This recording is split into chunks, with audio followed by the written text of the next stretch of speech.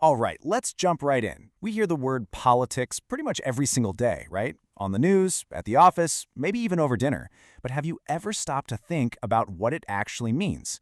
Well, it turns out that simple question leads to one of the biggest and most interesting debates out there. So that's the big question we're tackling today. What is politics really? We're going to peel back the layers on this word and see just how much our understanding of it has grown over literally thousands of years. And hey, we're not just looking for a simple dictionary definition here. The truth is, political thinkers have been arguing for centuries about this. Is politics just something that happens in government buildings? Or is it happening all around us, in our jobs, in our schools, maybe even in our own families? The answer you land on can totally change how you see the world. So let's start with the classic definition, the one most of us probably think of first. This is the view of politics as the art of the state. Think of this as the arena view of politics. It basically draws a big, clear circle. Inside the circle, you have politics. Passing laws, debates in parliament, all that official state stuff. Everything outside that circle, your job, your family, your hobbies, that's all considered non-political. Simple as that. You've probably heard that phrase, politics is an art. Well, this is the kind of art the German statesman Otto von Bismarck was talking about. He wasn't talking about painting or music. He was talking about the nitty-gritty, practical art of governing.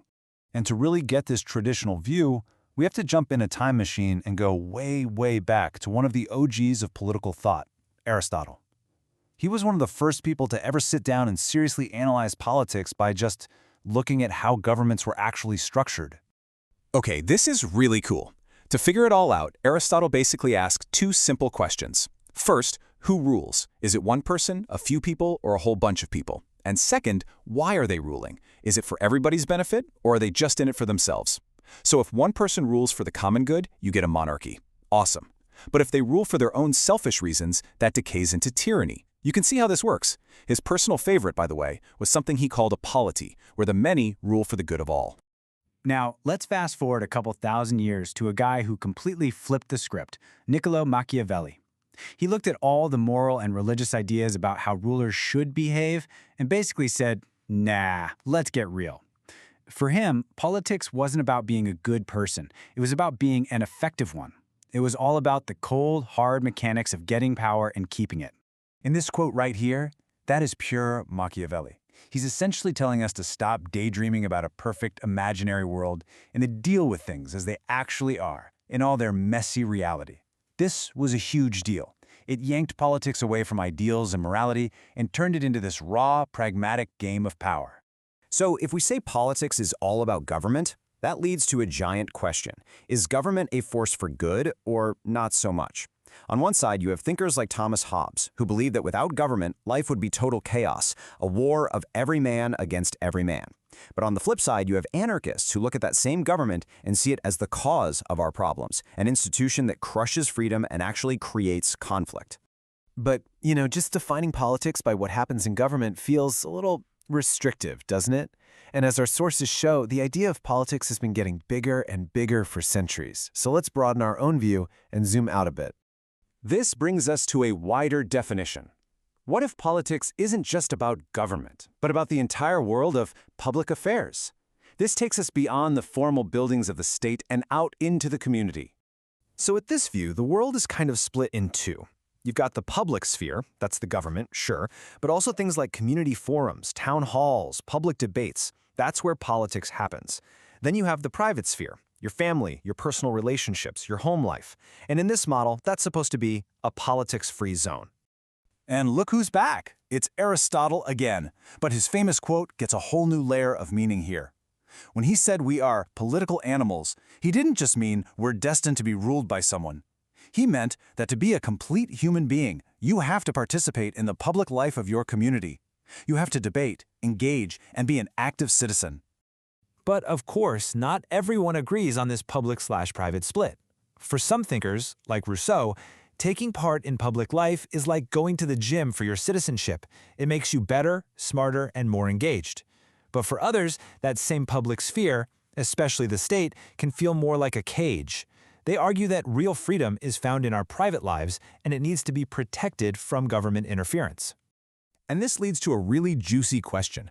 What if that line between public and private isn't so sharp after all? What if things that happen in our so-called private lives, at home, at work, actually have massive public consequences?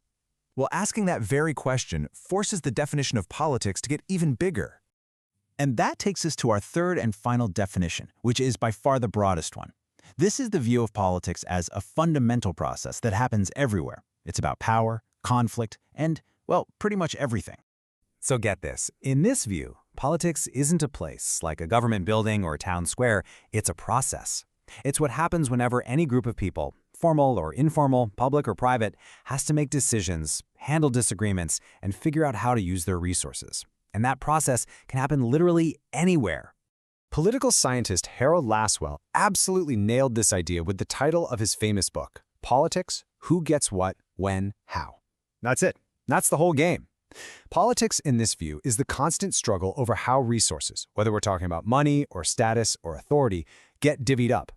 And the implications here are massive. If politics is really about power and resources, then suddenly it's everywhere. It's in the office politics that decides who gets a promotion. It's in a family figuring out its budget. It's at the heart of the feminist rallying cry that the personal is political, which argues that power dynamics inside the home aren't private issues at all. They are deeply, fundamentally political. Okay, so we've explored 3 radically different ways of defining one little word. Now let's tie it all together and talk about why any of this actually matters in the real world. So think of our journey today like we were using a camera. We started with a super tight zoom, focused right on the halls of government. Then we zoomed out a little to see the whole public square. And finally, we zoomed all the way out to a wide shot, where we could see politics as this dynamic process happening in every corner of the picture. And here is the single most important takeaway. The definition of politics you choose isn't just an academic game. It acts like a pair of glasses. It literally changes what you see as a political problem that needs fixing. For example, if you think politics is only about government, then unfair pay at your job isn't a political issue. But if politics is about power everywhere, then it absolutely is. Your definition shapes what you see and what you think is possible to change. Which leads us with one final thought to chew on. If you go with this broadest definition, that politics is about power and conflict, and it's happening all around us all the time, then the question isn't if you see politics in your life. The real question is, where do you see it the most? In your community, your workplace, your own family? It's a powerful question to think about.